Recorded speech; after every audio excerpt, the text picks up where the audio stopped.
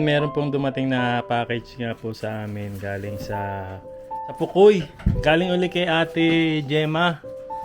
Kung naalala nyo, kung nagbigay sa atin ng pusit, saka ng paguro. Aba, naalala ni Kuya. Kuya, naalala mo yon? Naalala mo yung nagbigay sa atin ng maguro, saka ng pusit? Nagpadala uli siya sa atin ng seafood. Sabi ni Ate Gemma, oh yes, from Pukoy yan, mahal.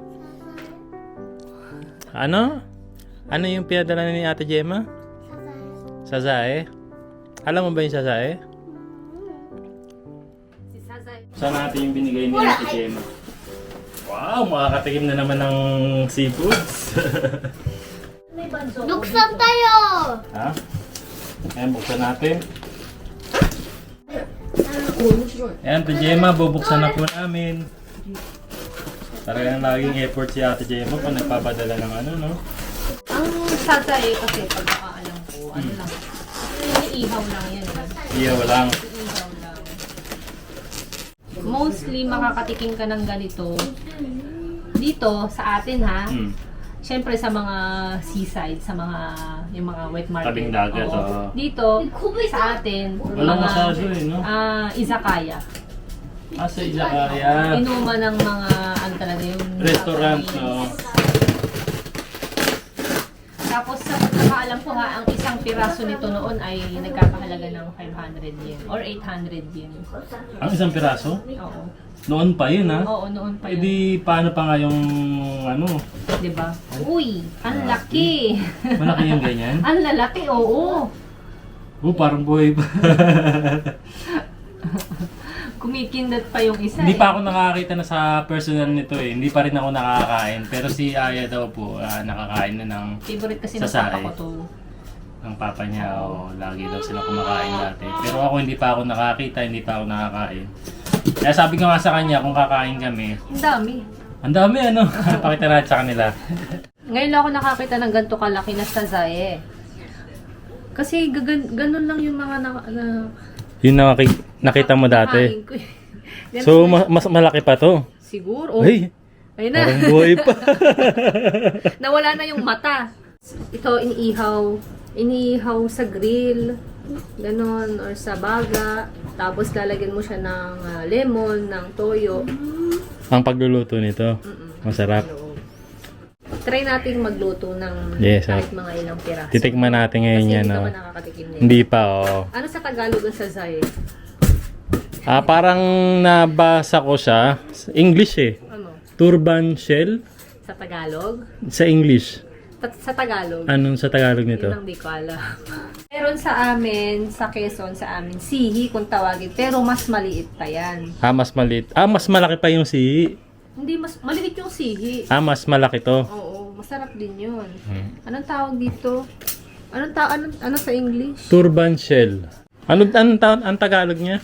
Butlugan? Butlugan ang tawag sa kanya. Ewan ko, siguro depende sa lugar. O, sige. Buhay pa. Try natin. Tumiklap eh. Tumikrip. Wow! Tapos, ang alam ko, pag niluto na yan, ang kakainin mo lang yung part ng yung sa taas, hindi yung sa buntot. May Bakit? buntot. Excuse me, may buntot kasi yan eh. Mapait yung buntot niya. Hindi kinakain yun. Nandun yung kanyang kinain kasi. Buti na lang talaga na-experience mo na. Kundi hindi natin alam kung paano natin kakainin to. First time ko kumain ng buhay ganito. pa siya, Diyos ko. Buhay pa? Oo.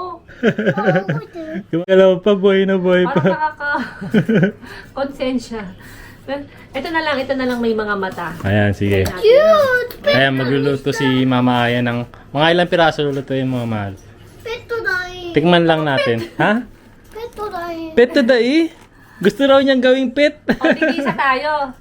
No? Sige, tigisa lang tayo. Kawaii. Si Kuya Iji, try mo rin, no? Kuya, natikman mo rin. Salang daw, ikigrill lang. Ay, no, peto. No? Sa amin kasi, meron sa Infanta, no? Kung suso kung hindi suso. Sihi kung Sihi, tawagin. oh. Ganito din siya. Shell, no? Tapos maliliit lang siya, meron ding malalaki. Tapos parang ano 'yun sa amin ginagawang kumbaga parang tinola. Lalagyan mo lang ng ng luya, Luya, asin, betchin. Tapos yun na yun. Tapos, masarap yun. May sabaw, Favorite no? ko yun. Nakaka-1 kilo ako nun, akin lang yun. Oo, tapos susungkitin mo siya ng karayom, nalalaway ako. Ng karayom, o ng perdible, or ng, pag wala ka, pero may puno ka ng kalamansi, di ba yung kalamansi, gano'n, may mga tinik-tinik. Oo. Yun, pwede mo yung gawing panungkit. Nung ano na yun, Oo. shell na yun. Hindi mo alam yun? Hindi, Taga-saan hindi ka ba? Taga ano? Yung Manila? God. Wala kasi kami pambili nun ng mga seafoods eh. Yun, masarap. Kaya ngayon lang natin matitikman talaga to, no? Tapos dati, pag nangunguha kami ng sili sa tabing dagat, kung ang tawagin nun sa amin ay pangingilaw. Kasi may dala kang ilaw.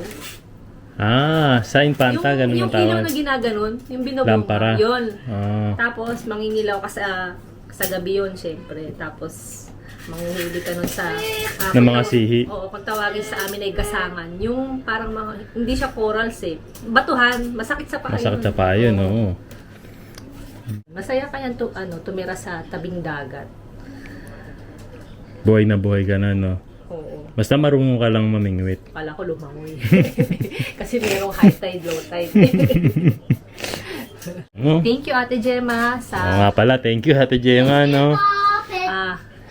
sa pet. ありがとうございました。 Sa'yo lang kami nakakatikim ng mga seafoods dito sa Japan. Kukuy kasi sa tabing dagat yun, di ba? Si Ate Gemma, oo. Ayan na, konti Luto na agad? Mabilis lang ba maluto? Oo, mabilis lang yan. Ano nga itsura? Ayan na, nakakindat na sila. Ah, oo nga. これはペットのメイクアップ。 Naligo na sa toyo yung isa ako na yan.ペットのメイクアップ。 Nani? ペット今これはペットのメイクアップ。 Pet no make-up, oh? そうでしょ。 Do you koto? ペットのメイクアップ。 Ah, minake-upan daw ng toyo yung pet niya.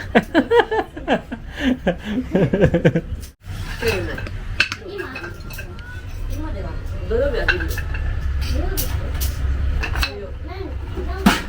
Yun, no? Luto na, oh. Ay, ito yung pinaka mahirap na part eh. Yung kukunin mo siya. Susuntitin mo siya. Aray ko, mainit po. Mainit, napaso. Yun. Pero sila mo yun. Mahirap siyang tanggalin. Yun, pag ganun, paikot, pala paikot. Ano yung hindi kinakain dyan, mahal? So, hindi mo siya kakainin. Yung matigas dito, itong part na to. And then, Ano yung kinakain lang dyan? ito asin mo tong buntot na, yung maitim na part. So, Ano ka? ito kasi kinain niya yan eh. なんかこれぐるぐるなってるから。 Parang dumi Kung niya. tabi na, so. Sino ba dapat mauna? あ、待ってて。 Sige. Hindi, ikaw na mauna kasi ikaw ang naka-experience eh. At na-miss mo yan sigurado. ママずるいって前だもんね。 Hindi ko alam kung magustuhan ng mga bata, pero medyo, yung part kasi na yun, mapait. Mm. 食べて。 Ah, may pait pa rin siya. Mapait siya. Ayan. Baka na natin. Mapait. これなんか見て。変で。 Mapait yung, medyo hindi ko natanggal yun, や pero ったことない。 fresh. Ayan, sabi ikot daw. Iikot, pikot. Pag ganun mahal. Pag, Oh, ayun! Ayun, no? うん。 tagunting mo. めっちゃこれじゃん。美味しそう。うわーやば。 Tapos si Kuya Iggy muna.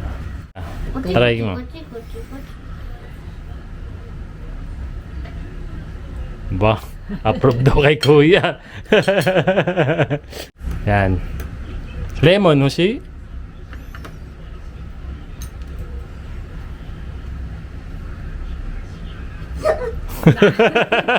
May pa-suspense pa eh. ペット。 Approve ba? Ano, Oishi? Naawa siya, pet daw niya. Ayan, try natin. Tiyema, tadaikimasu.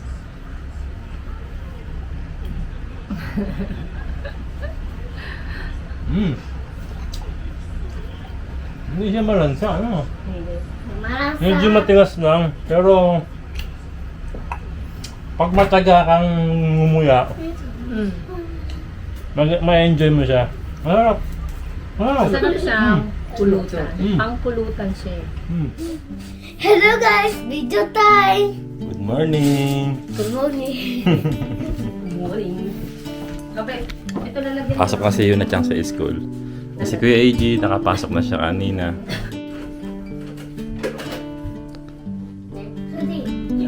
Ano yan? Lalagyan mo ng ewan content project man yata niya. Project nila sa school? Ne, yun na siya. Nano? Nani, Ah, suko. Suko daw. Ano yung suko? おそれながらやる。 Ha? 私電車作ったから。 Densya? 電車作った。だから長いからオッケー。 Kore ga scout? Oh. Gagawa daw sila ng tren? Tren? 違う。トレイン作って、他の子は違うの作ってる。 Ah, iro-iro. Yun na Changar, train. Gawin yata pagkang malapit lang sa akin. Project. Wow.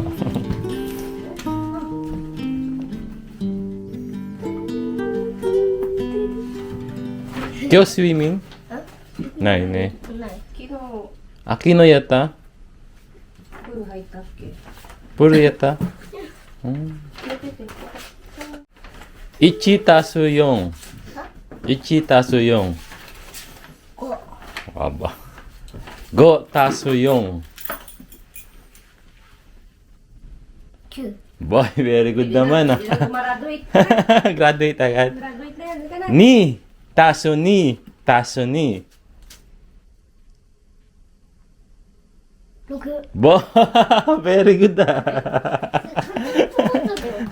簡単のから合ってるかなって。 Go, tasu go, tasu ni.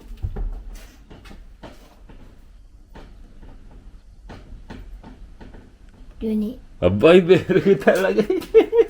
Mathematician pala Hindi ito. ka na baka tanongin pa tayo. Kasi ng papa mo. Ingat ah. Love you. Ah.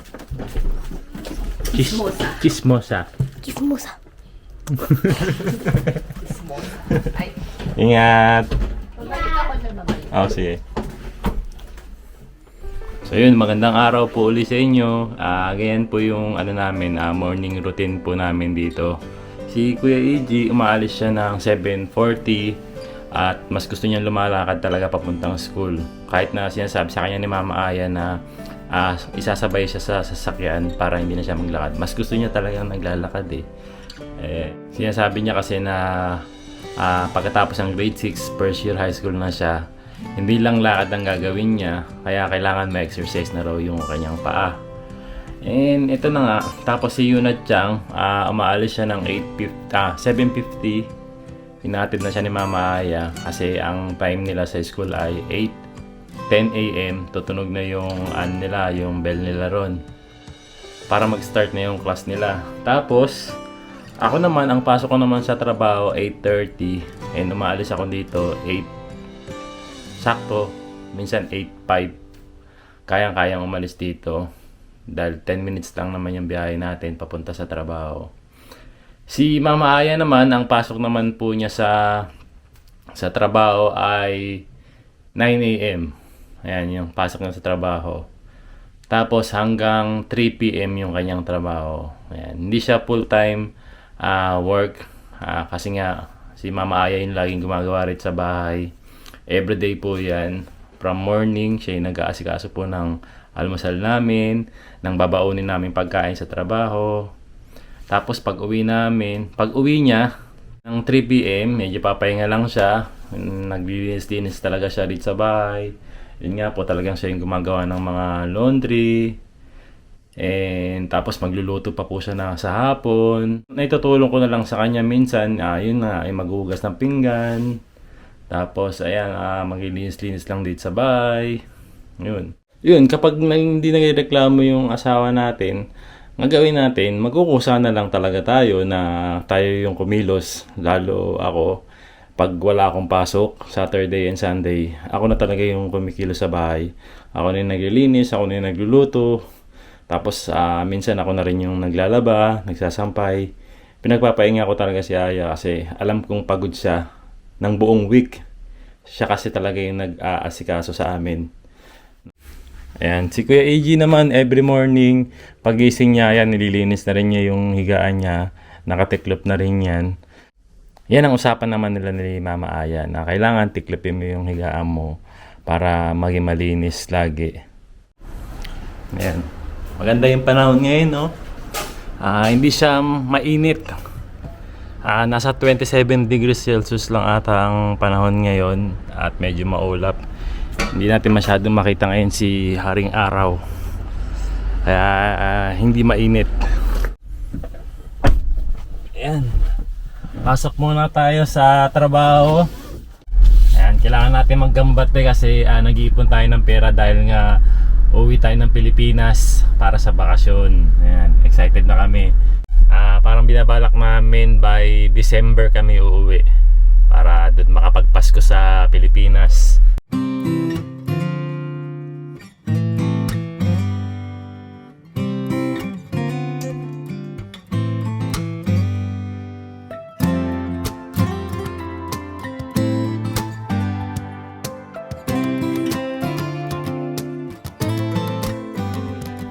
Ayan, nandito po ako ngayon sa may park.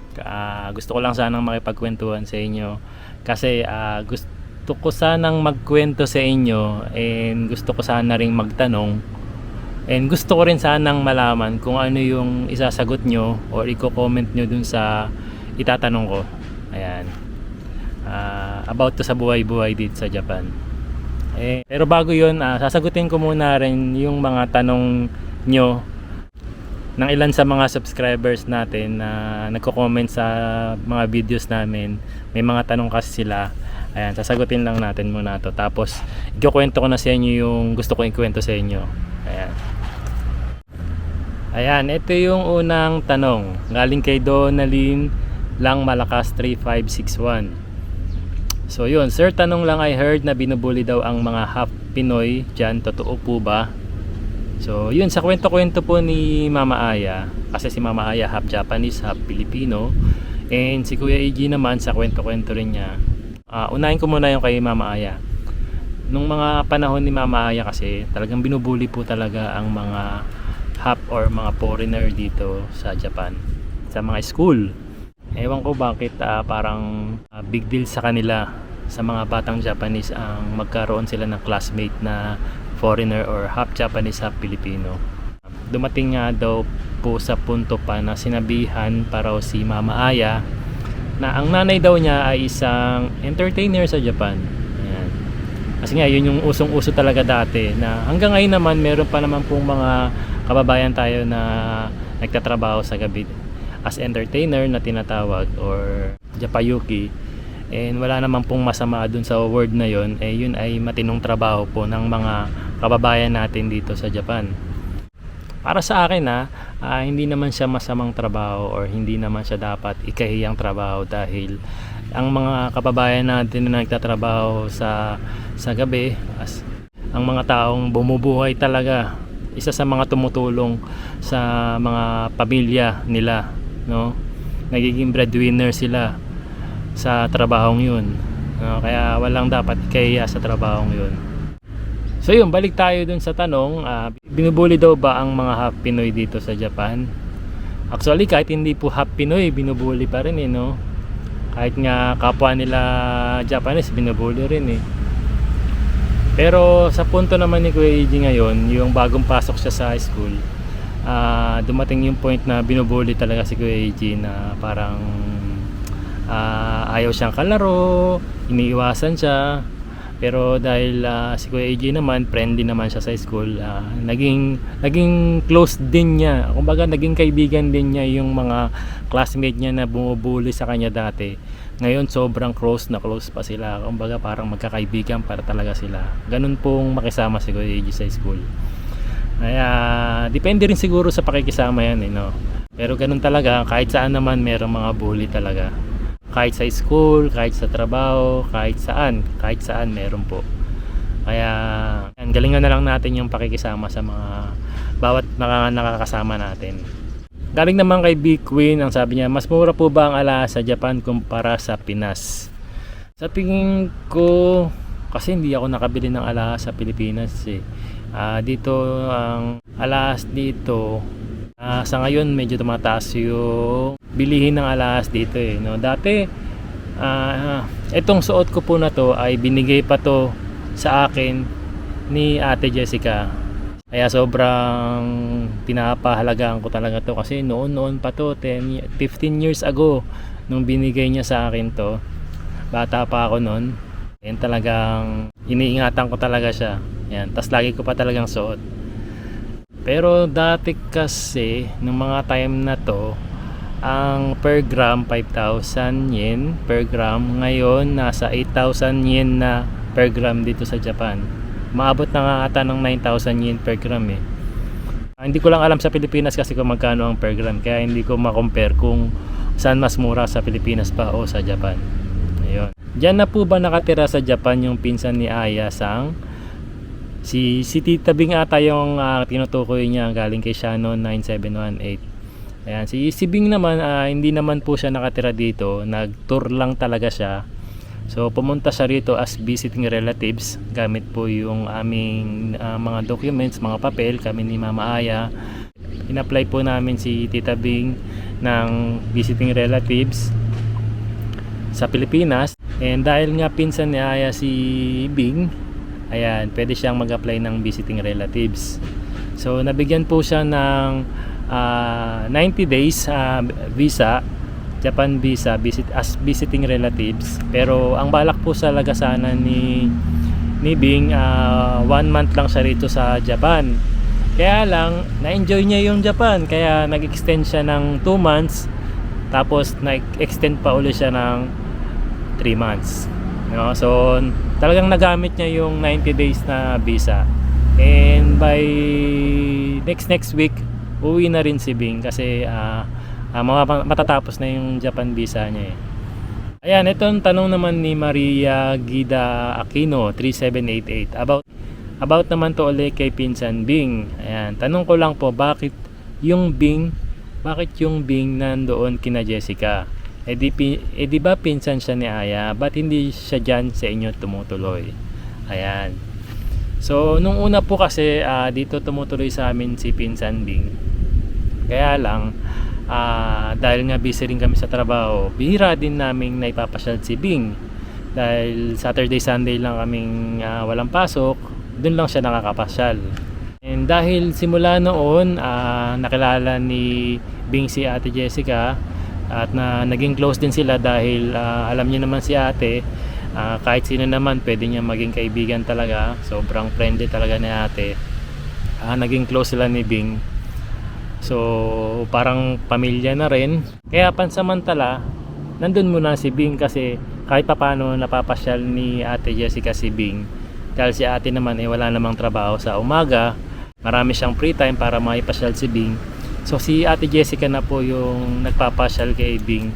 Yung mga bagay na hindi po namin magawa ni Aya kay Bing every weekends. Dahil nga Saturday and Sunday lang po kami nasa bahay. Wala naman pong problema rin kay Ate Jessica na tumuloy si Bing doon. Dahil malapit lang naman din po sa amin no? Tapos nakikita-kita rin naman po kami every Saturday and Sunday. Ayan. Ang talaga naman pong pununta kasi talaga ni Bing dito sa Japan is makapag-tour, which is hindi naman po naming magawa sa kanya dahil may trabaho kami every weekend. Ayan, sabi nga ni Jocelyn Besin 3466, ang sweet naman, close sila Tita Bing at Ate Jessica. Sarap siguro maging friend ni Ate Jessica. Nako po, kung bibigyan ng award talaga to si ate, most friendly award. Kahit sino kasi okay sa kanya, walang masamang tinapay kay Ate Jessica. No, kahit nga yung tipong ayaw sa kanya, okay lang sa kanya gusto pa rin niya yun. No, parang hindi siya nagtatanim kasi ng galit. Sobrang bait na tao. And kahit hindi niya kamag-anak, ayan, katulad ni Bing, hindi naman niya kamag-anak, pero dahil mabait naman din si Bing kasi, ayan, naging close nga sila.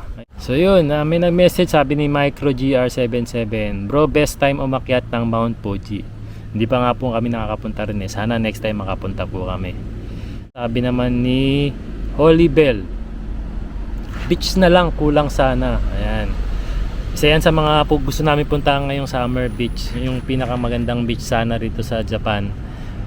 Ayan, kung meron po kayong mare-recommend na malapit na beach dito sa around Kanto area, ayan, pa-comment na lang po. So yun, balik tayo dun sa gusto ko po sanang ikwento sa inyo. Ay gustong humingi ng advice or komento dun sa ikukwento ko. Ayan, about kasi ito uli sa trabaho ko ngayon. Hindi ko alam parang nauulit na naman yung nangyari. Alam nyo naman po siguro yung naging dahilan kung bakit ako umalis dun sa dati kong trabaho. And pakiramdam ko, nauulit na naman dito sa bago kong trabaho. Meron kasi akong mga katrabaho, si katrabaho 1 saka si katrabaho 2. Nung una, hindi ko naman alam yung story nila, pero ang sabi nila parehas, matagal na sila rito sa pabrika. Sobrang tagal na. As in, kalahati na ata ng edad ko yung tagal nila rito sa pabrika. Nung nakausap ko si katrabahoan, ang sabi niya sa akin, maganda naman daw nga dun sa pabrika na to. Bigla na lang niyang pinasok, wag ko raw kausapin or mag-ingat daw ako doon kay katrabaho 2. Sabi ko, bakit may ganong babala, no? Parang bakit kailangan mong sabihin na mag-ingat ako sa kanya?